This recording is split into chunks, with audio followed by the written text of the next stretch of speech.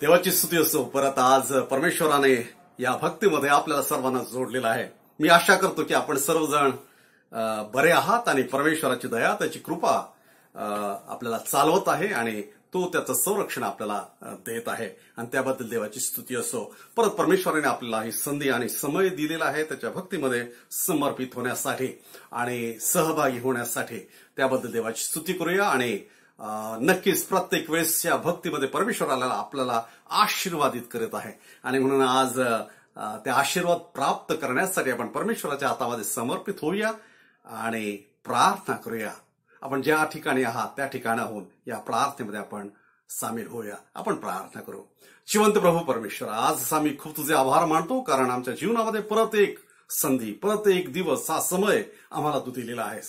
आणि नक्कीच जेव्हा ज्या ज्या वेळेस आम्ही तुझ्या जवळ आहोत, तुझ्या भक्तीमध्ये आम्ही जेव्हा जोडलेले आहोत तेव्हा तू आम्हाला त्याद्वारे आशीर्वादित केलेला आहे. एक प्रकारचा नवीन धीर, एक नवीन शक्ती आणि सामर्थ्य तू पुरवलेला आहे. एक प्रकाश आमच्या जीवनामध्ये चालण्यासाठी तू दिलेला आहे आणि म्हणून आम्ही तुझे आभार मानतो. आणि आमचा पूर्ण विश्वास आहे देवा की आजही सुद्धा या भक्तीच्या द्वारे तू आम्हाला आशीर्वादित करणार आहे. हा समय आम्ही सर्वजण तुझ्या हातात समर्पित होतो. ही प्रार्थना प्रभू येशू ख्रिस्ताच्या नावाने केली म्हणून तो ऐक. आमेन.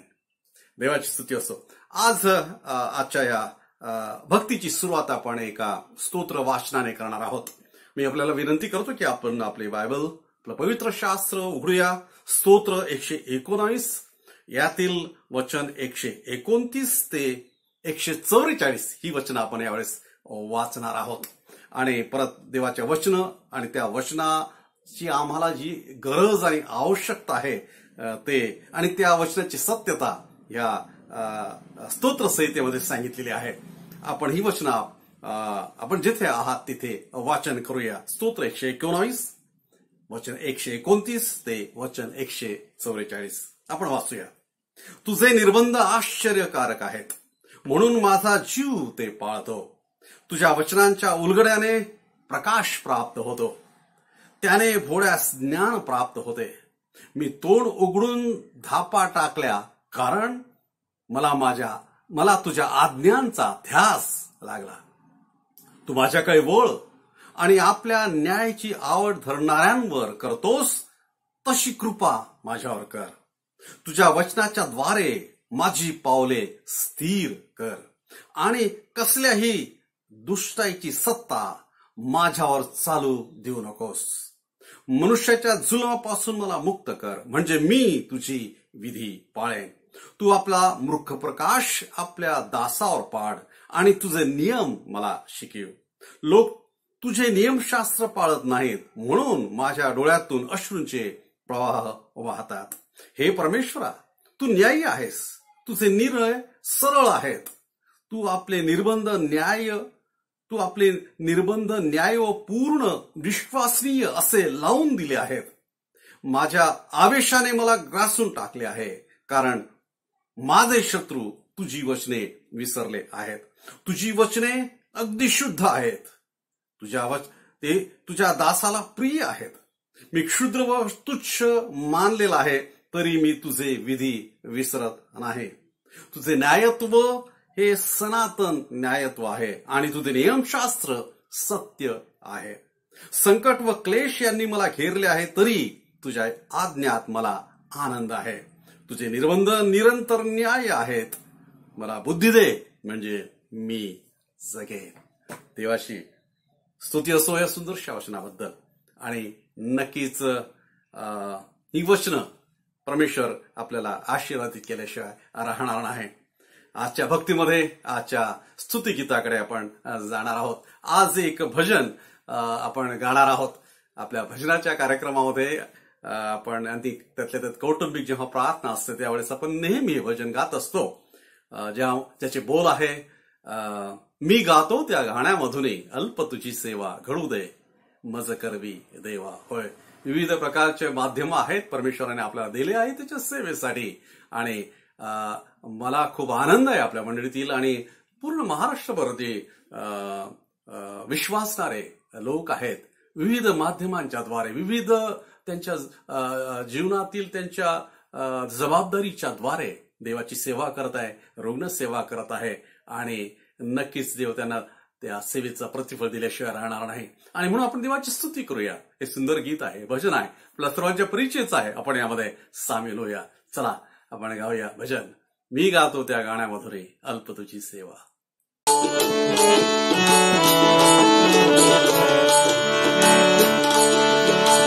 मी गातो त्या गाण्यामधुनी, मी गातो त्या गाण्यामधुनी अल्प तुझी सेवा घडू दे.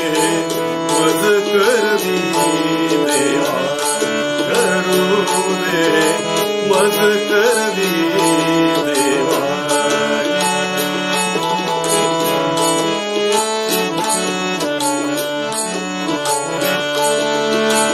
मधुर कंठ यातून रिझवते, मधुर कंठ यातून रिझवते. सप्तस्वरांच्या अविरत पंक्ती, सप्तस्वरांच्या अविरत पंक्ती. या कंठातून सूर तुझा रे, या कंठातून सूर तुझा रे. सदोदित यावा घडू दे, मज करवी देवा घडू दे, मज करवी देवा.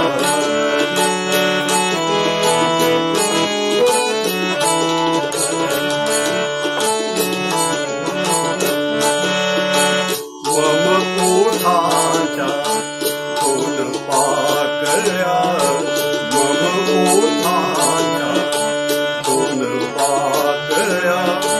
तेहलतेवर या फुललेल्या, तेहलतेवर या फुललेल्या. त्या ओठाने सूर तुझा रे, त्या ओठातून सूर तुझा रे. गौरवास यावा घडू दे, मज करवी देवा घडू दे, मज करवी देवा. मी गातो त्या गाण्यामधुनी, मी गातो त्या गाण्यामधुनी अल्प तुझी सेवा घडू दे. मज करवी देवा घडू दे, मज करवी देवा घडू दे, मज करवी देवा.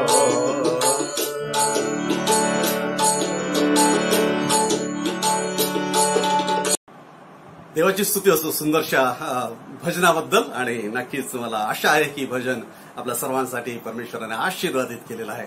आजच्या भक्तीतील आपल्या संदेशाकडे, देवाच्या वचनाकडे यावेळेस आपण वळणार आहोत.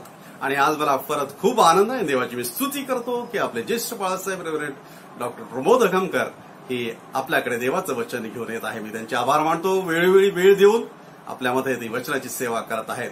त्यांच्या वचनाच्या सेवेच्याद्वारे आपल्याला परमेश्वर आशीर्वादित करत आहे. आपण चला तर परमेश्वराच्या वचनाकडे आपण आपलं लक्ष देऊया.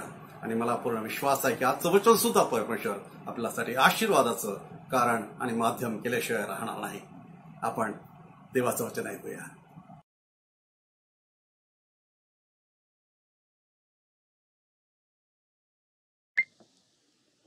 शालोम. देवाची शांती आपणा सर्वाबरोबर असो. असं दिसतं की जागतिक परिस्थिती, जगाची आर्थिक परिस्थिती, सामाजिक परिस्थिती आणि इतर सर्व दृष्टिकोनातून जर आपण पाहिलं तर संपूर्ण जगभर एका विशिष्ट झगडण्यामध्ये गुंतलेला आहे. त्यांना एक लढाच द्यावा लागत आहे. आणि आपल्याकडे म्हटल्याप्रमाणे की जीवन म्हणजे एक लढाई, हे खरोखरच फार सत्य आहे. अगदी माणसाच्या जन्मदिवसापासून आपण साध्या जगण्यासाठी झगडत असतो. ते शारीरिक असो, मानसिक असो, किंबहुना आर्थिक असो, पुढे जाण्याच्या दृष्टिकोनातून असो, वेगवेगळ्या प्रकारचा जो काही लढा आहे तो माणसाला सर्वच दृष्टिकोनातून तो द्यावाच लागतो. आणि जर आपण देवावर विश्वास ठेवणारे आहात, देव मानणारे आहात, किंबहुना एक विश्वासणारे म्हणून प्रभू येशू ख्रिस्ताला मानणारे आहात, तर मग मात्र हा लढा आध्यात्मिक रीतीनं सुद्धा आहे, नव्हे हा प्रत्येकाला आहे. विशेष रीतीनं जे देवाला मानणारे आहेत. त्याचं कारण असं आहे की जगामध्ये सर्व प्रकारची दुष्टाई आणि सर्व प्रकारची जी कुकर्म आहेत ते भरलेली आहेत. मनुष्य हा असा एक साधा सरळ नीतिमान असा प्राणी नाही आहे. आणि ह्याची ओळख आपल्या सगळ्यांना रोज रोजच्या दैनंदिन जीवनामध्ये येत असते. आणि म्हणून हा जो लढा आहे हा अजून एक बाजू माणसाच्या जीवनामध्ये आणतो, आणि ती म्हणजे आध्यात्मिक आणि आध्यात्मिक लढा. खऱ्या अर्थानं सांगायचं झालं तर पवित्र शास्त्र बायबलमध्ये संत पौलाने आपण पाहिलेलं आहे की त्याने तोच शब्द वापरला आध्यात्मिक जीवनासाठी. आणि विशेष रीतीनं ज्यांनी हे पवित्र शास्त्र वाचलं असेल, आपणास माहित आहे की इफिस्करास पत्र अध्याय 6 आणि 12 वचनामध्ये तो म्हणतो, कारण आपले युद्ध रक्तमांसाबरोबर नव्हे, तर सत्ता, अधिकार व अंधकारमय जगाचे अधिपती, आकाशातला दुरात्मा समूह ह्या बरोबर आहे. याचा अर्थ असा की कोणतीही व्यक्ती ह्या जगामध्ये, जगाच्या कोणत्याही कानाकोपऱ्यामध्ये जन्मास आल्यानंतर त्यांच्या समोर जे अनेक प्रकारचे लढाया आहेत, त्याच्यामध्ये आध्यात्मिक हा सुद्धा एक लढा तुमच्या आणि माझ्या समोर आहेच. आणि जर मी सुरुवातीला सांगितल्याप्रमाणे आपण ख्रिस्ताला मानणारे आहात, मग मात्र हा लढा समोर आहेच. ह्या ठिकाणी मग जर हा लढा आहे तर मग हा जिंकायचा कसा, हा एक फार मोठा प्रश्न पडतो. कारण जर लढा आहे तर प्रत्येक व्यक्ती आपापल्या परीनं ते जीवन जगण्याचा प्रयत्न करतो. म्हणजे धार्मिक जीवन, देवाला आवडणारं जीवन आणि देवाच्या नियमांचं पालन करून जितकं जास्तीत जास्त देवाच्या जवळ जाऊन जीवन जगता येईल तसं आपण जगण्याचा प्रयत्न करतो. नीतिमान, शुद्ध, सज्जन आणि जितकं जास्तीत जास्त देवाला आवडेल असल्या प्रकारचं जीवन आपण जगत असतो. आणि ते जगण्यासाठी मात्र एक लढाईच करावी लागते. आणि मग म्हणून त्याने म्हणजे संत पौलाने त्याच्यावर एक काही उद्गार काढलेले आहेत की जर ही आपली लढाई आहे तर आपल्याला आध्यात्मिक रीतीनं तयारी ठेवायची आहे. कारण ही लढाईच मुळात आध्यात्मिक आहे. आणि त्यासाठी जर मानवी कल्पनांनी आणि योजनांनी तयार केलेल्या जर काही गोष्टी आपल्याकडे घेऊन जर आपण ही लढाई केली तर मग मात्र आपण अशक्तच राहू आणि लढाईवर विजय मिळणार नाही. आणि म्हणून आध्यात्मिक लढाईसाठी आध्यात्मिकच काही शस्त्रसामुग्री किंवा गुणधर्म त्याने सांगितलेला आहे. आणि त्यापैकी पहिला गुणधर्म आपण अगोदरच पाहिलेला आहे, तो असा की यास्तव सत्याने आपली कंबर बांधा. आपण पाहिलेलं आहे ह्यापूर्वी, सत्याला धरून जगणारं जे जीवन आहे ते आपल्या जीवनामध्ये कोणत्याच प्रकारची असत्यता न येऊ देता जितकं जास्तीत जास्त परमेश्वराला भिवून जीवन जगता येईल असं जीवन. पण आपण हेही पाहिलेलं आहे की सत्य हे प्रभू येशू ख्रिस्त ह्यांच्यामध्ये आहे. आपण हेही पाहिलं की प्रभू येशू ख्रिस्तच स्वतः मार्ग, सत्य व जीवन मी आहे असं त्यांनी म्हटलेलं आहे. म्हणजे जर सत्यशील जीवन जगायचं असेल तर पुन्हा त्यासाठी प्रभू येशू ख्रिस्तांचं मार्गदर्शन आणि त्याचं अंगीकरण हे अत्यंत महत्वाचं आहे. आणि मग दुसरी गोष्ट त्याने पुन्हा एकदा सांगितली ह्या आध्यात्मिक लढाईमध्ये की मनुष्यांनी आणि विशेष रीतीनं विश्वासणाऱ्यांनी त्यांच्या जीवनामध्ये नीतिमत्ता पाळायला पाहिजे. त्यांचं जीवन हे नीतिमान, पवित्र, सज्जन, सरळ असं जीवन जगणं अत्यंत आवश्यक आहे ह्या लढाईसाठी.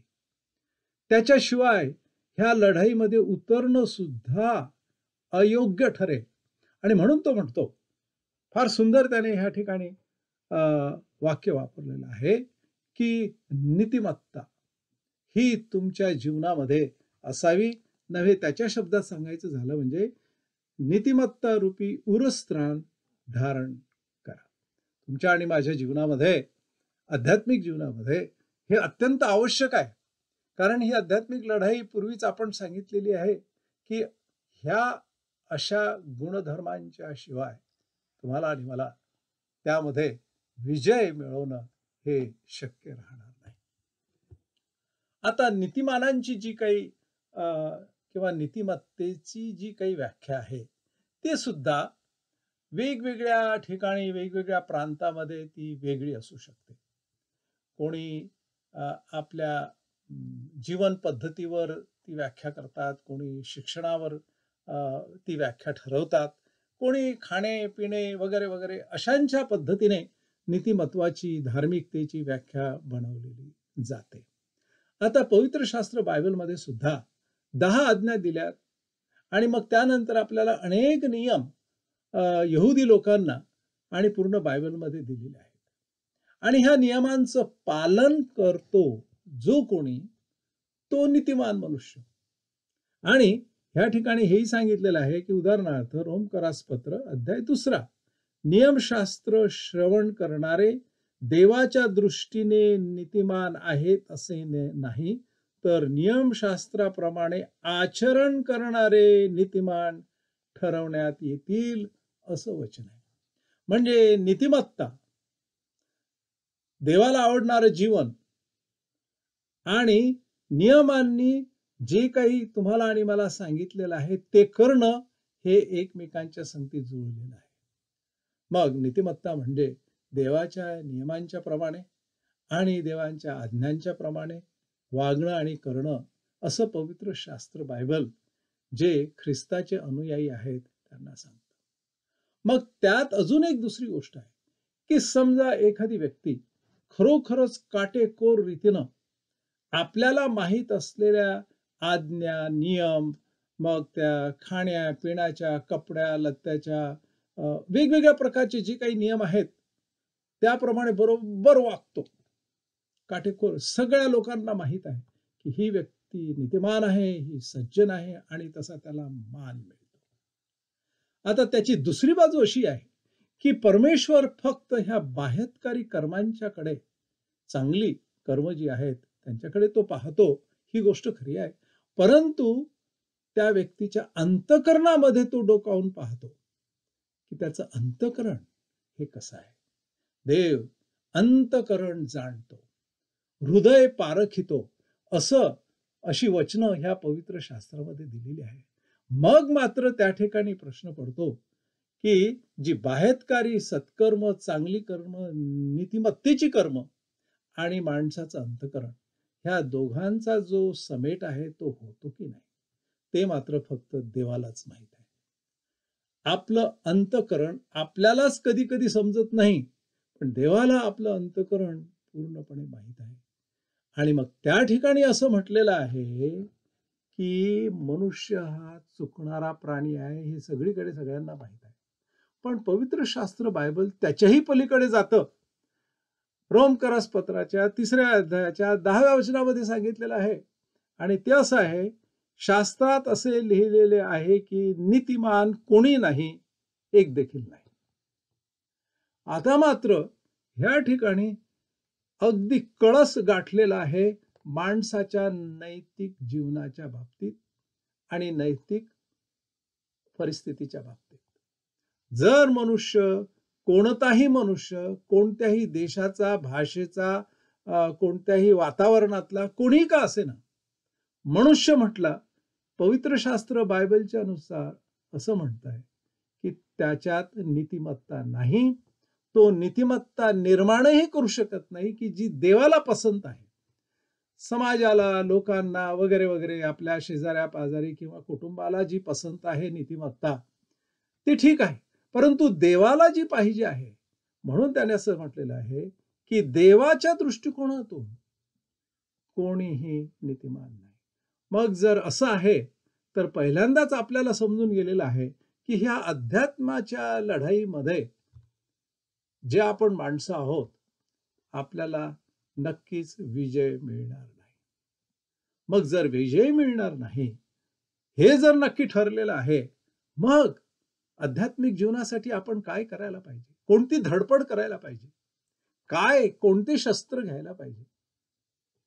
मानवी निर्माण केलेले शस्त्र तर आपल्याला इतके पुरेसे नाही आहे, इतके ते योग्यही नाही आहे. मग ह्या संत पावलाने स्वतःच्या जीवनाच्या आधारावर आणि अनुभवावर त्याने एक उपाय सांगितलेला आहे. तो स्वतः नीतिमान मनुष्य गणला जात असे. सर्व प्रकारची नियम तो काटेकोर पाळत असे. त्यामुळे त्याला मान सन्मान सुद्धा मिळत असेल. पण प्रश्न असा आहे की ज्यावेळेस त्याने आपल्याच अंतःकरणात डोकावून पाहिलं, त्याला दिसून आलं की देवाच्या दृष्टिकोनातून मात्र तो कुठेही बसत नव्हता नीती शिक्षणामध्ये आणि नीतीच्या जीवनामध्ये. आणि म्हणून तो म्हणतो आता 21व्या वचनामध्ये, तर नियमशास्त्राव्यतिरिक्त असे जे देवाचे नीतिमत्व आहे ते आता प्रगट झालेले आहे. नवलाची गोष्ट आहे की जर माणसाला अशक्यच आहे नीतिमान होणं आणि देवाच्या दृष्टिकोनातून पवित्र होणं, तर याचा अर्थ असा की देवालाच काहीतरी करावं लागलेलं आहे. आणि ते म्हणजे प्रत्यक्ष नीतिमत्वच ह्या जगामध्ये प्रगट झालं.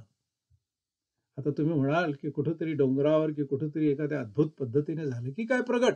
तसं नाहीये. एका व्यक्तीच्या रूपामध्ये हे नीतिमत्व प्रगट झालं आणि ही व्यक्ती जी आहे ती नीतिमान, निष्कलंक, पवित्र अशी जगली ह्या जगामध्ये. ह्या असल्या प्रकारच्या दुष्ट जगामध्ये राहून सुद्धा पूर्ण नीतिमान जीवन जगलेली व्यक्ती, म्हणून त्याला असं म्हटलेलं आहे की ही व्यक्ती देवाकडून पाठवलेली, देवाकडून आलेली, प्रगट झाली आपल्या जगामध्ये, मानवांच्या मध्ये. आणि पवित्र शास्त्र बायबलमध्येच असं लिहिलेलं आहे की त्याच्या मुखामध्ये एक लबाडी सुद्धा कधी आली नाही.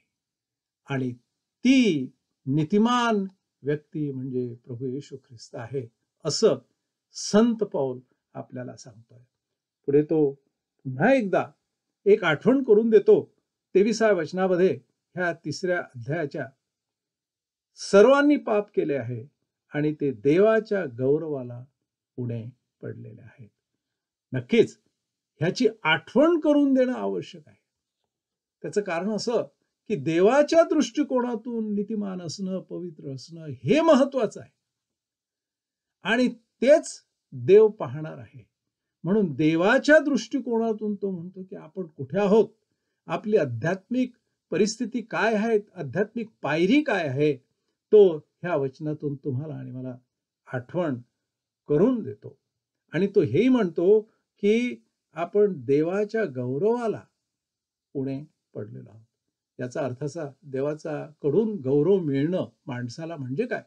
ज्याचा अर्थ असा की तो आपल्याला काहीतरी एखाद्या गौरवी परिस्थितीमध्ये काहीतरी ठेवणार की काय, हा तो अर्थ नाहीये. परंतु देवाने तुम्हाला आणि मला फक्त स्वीकारणं की जो पवित्र, पावित्र्यानं मंडित देव आहे, त्याने तुम्हाला आणि मला फक्त स्वीकारणं आणि म्हणायचं की ह्या सार्वकालिक जीवनाचे भागीदार तुम्ही आहात किंवा तू आहेस. झालं. तुमचं आणि माझं गौरव झालं त्या एका शब्दाने. कारण परम पवित्र परमेश्वर तुम्हाला म्हणतो आहे की तुझं जीवन, तुझं नीतिमत्व हे मला स्वीकारणीय आहे. आणि म्हणून तो म्हणतो की ते गौरव प्रत्येक विश्वासणाऱ्यांना मिळू शकतं. त्या अगोदर एक वाक्य त्याने सांगितलेलं आहे. मग त्याच्यासाठी आपण काय करायचं, काय करू शकतो? आपल्या स्वतःच्या कर्मांनी, परिश्रमांनी तर ते शक्य नाही. आणि मग म्हणून तो म्हणतो, हे देवाचे नीतिमत्व तर येशू ख्रिस्तावरील विश्वासाच्या द्वारे विश्वास ठेवणाऱ्या सर्वांसाठी आहे. हे जे नीतिमत्व आहे ते नीतिमत्व ख्रिस्तावरील विश्वासाने आपल्याला प्राप्त होतं. का? का म्हणून ख्रिस्तावरीलच विश्वासाने? पहिली गोष्ट की तो मूर्तिमंत नीतिमत्तेचा पुतळा, की ज्याच्यामध्ये कोणत्याच प्रकारची अशुद्धता नव्हती, अनीतिमत्ता नव्हती, तो नीतिमान पुरुष प्रभू येशू ख्रिस्त आहे. म्हणून अजून एक दुसरी गोष्ट त्याने सांगितली 24व्या वचनामध्ये की देवाच्या कृपेने ख्रिस्त येशूने खंडणी भरून प्राप्त केलेल्या मुक्तीच्या द्वारे ते विनामूल्य नीतिमान ठरतात. काय म्हटलेलं आहे की प्रभू येशू ख्रिस्ताने दिलेली खंडणी, प्रभू येशू ख्रिस्ताने जो महायज्ञ केला वधस्तंभावर, तो महायज्ञ तुम्हाला आणि मला क्षमा देण्यासाठी, मुक्त करण्यासाठी आणि बाकीच्या पूर्वीच्या आपल्या ह्याच आयुष्यातील जे काही कुकर्म आहेत, ज्याला पाप म्हटलेली आहेत, तो पूर्ण त्यांची क्षमा करतो. जर आपण विश्वासानं त्याला स्वीकारलं, क्षमा मागितली, तर तो तुम्हाला नीतिमत्ता प्रदान करतो. आणि आपण त्याचे विश्वासणारे या नात्यानं त्या नीतिमत्तेसाठी आपण जणू काय लायक ठरतो. एकाच गोष्टीमुळे, आपल्या कर्मांनी नव्हे. आपण कितीही चांगली चांगली कर्म केली तरीही, पण प्रभू येशू ख्रिस्त ज्यावेळेस तुम्हाला क्षमा प्रदान करतो, कारण त्याने त्याच्यासाठी आपली आहुती दिली, खंडणी दिली, आणि त्यामुळे तुम्हाला आणि मला ती जी नीतिमत्ता आहे, जी देवाला पाहिजे, ती तुम्हाला आणि मला आजही मिळू शकते. कशामुळे? तो म्हणतो देवाच्या कृपेने ख्रिस्त येशूने खंडणी भरून प्राप्त केलेल्या. आणि मग त्या अगोदर देवाचे नीतिमत्व तर येशू ख्रिस्तावरील विश्वासाच्या द्वारे. ह्या सगळ्या गोष्टी प्रभू येशू ख्रिस्त प्रगट झाला एक नीतिमान व्यक्ती म्हणून. दुसरी गोष्ट, त्याने आपली खंडणी दिली, आपल्यासाठी आहुती दिली. तिसरी गोष्ट की आपण विश्वासाने ह्या नीतिमान जो प्रगट झालेली व्यक्ती आहे प्रभू येशू ख्रिस्त, त्याला आत्मसात करावं, स्वीकारावं, क्षमा मागून आपली मुक्ती मिळवावी आणि त्याच्या समोर आपण नीतिमान ठरावं. ह्यासाठी म्हणून प्रभू येशू ख्रिस्ताने हे तुम्हाला आणि मला ही नीतिमत्ता बहाल केलेली आहे. जर आपल्याला असं वाटतं की आपण ह्या प्रवासामध्ये आहोत, ह्या लढाईमध्ये आहात, सर्व काही गोष्टी व्यवस्थिशीर चालू आहे, परंतु हा आंतरिक लढा माझ्या जीवनामध्ये आहे, माझ्या अंतःकरणामध्ये आहे, जर तसा लढा आपल्या जीवनामध्ये असेल तर आध्यात्मिक लढाईसाठी ही जी नीतिमत्ता आहे ही तुम्ही स्वीकारा.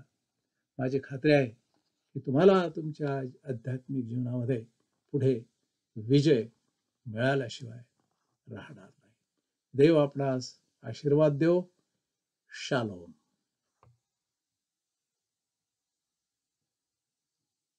देवाची स्तुती असो सुंदरशा वचनाबद्दल. मला आशा आहे की आज परत हे देवाचं वचन आमच्यासाठी नक्कीच येणाऱ्या दिवसांसाठी प्रकाशाप्रमाणे आम्हाला पुढील वाट दाखवणार ठरणार आहे.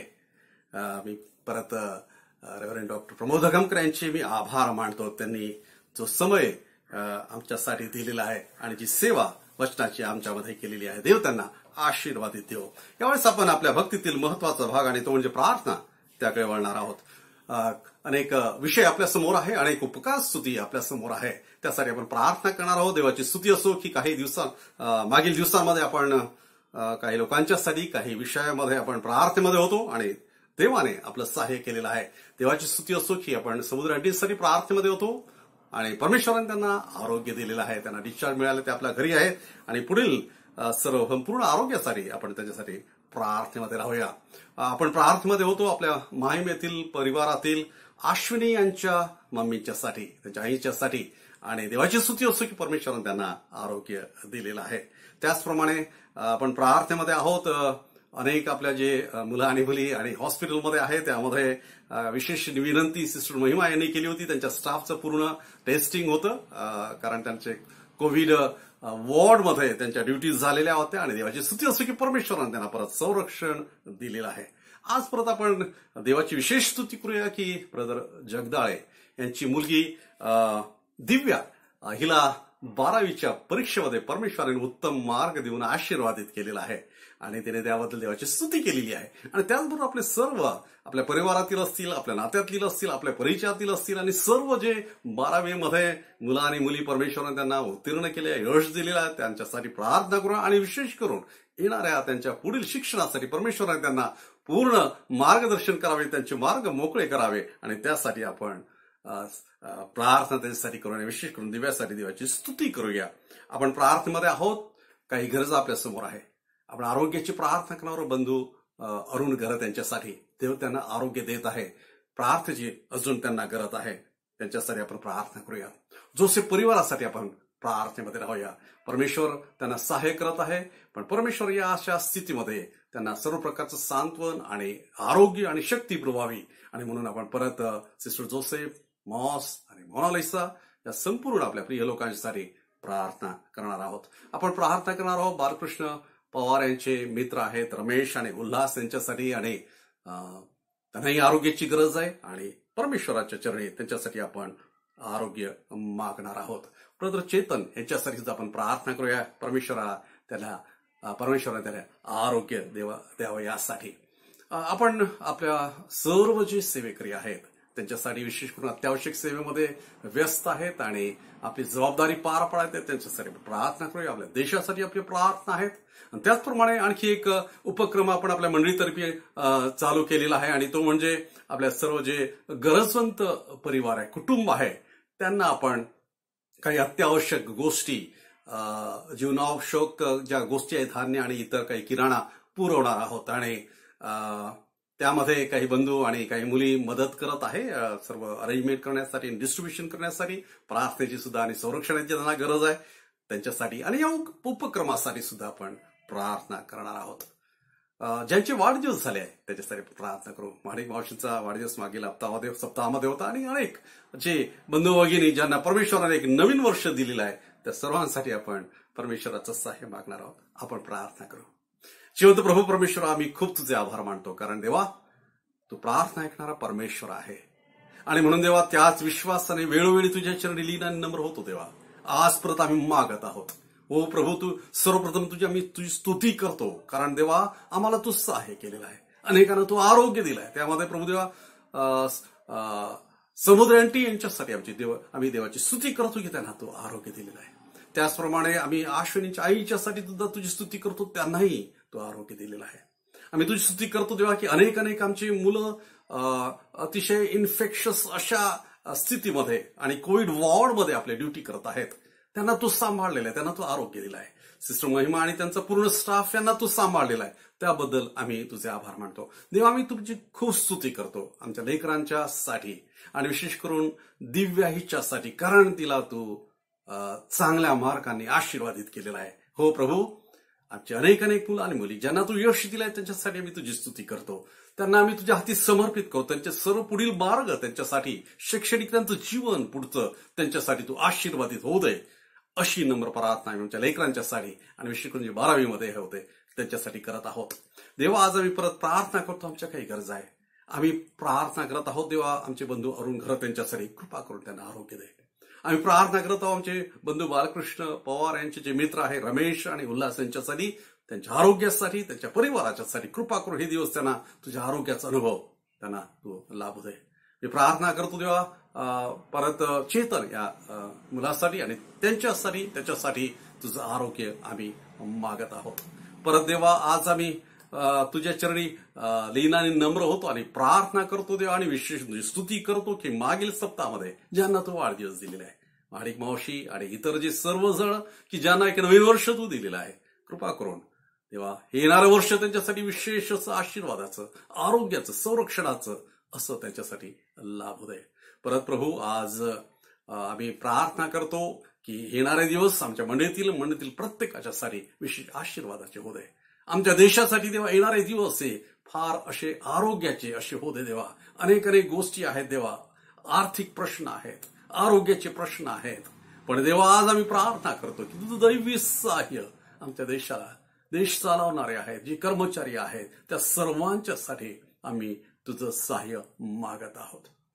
प्रभू आज आम्ही जे आमच्या मंडळीच्या द्वारे येणाऱ्या दिवसामध्ये उपक्रम राबवणार आहोत प्रभू देवा, त्या सर्व आमचे जे प्रोजेक्ट्स आहेत, जे सर्व काही आमच्या योजना आहे आणि त्यामध्ये जे सहभागी आहेत आणि सहाय्य करत आहे, अरेंजमेंट करत आहे, त्या सर्व मुलामुलींसाठी आणि बंधूंच्यासाठी आमची प्रार्थना आहे की हा प्रोजेक्ट अनेकांच्यासाठी आशीर्वादाचा होऊ दे आणि एक मोठं तुझं गौरव त्याद्वारे तू आम्हास अनुभवास येऊ दे.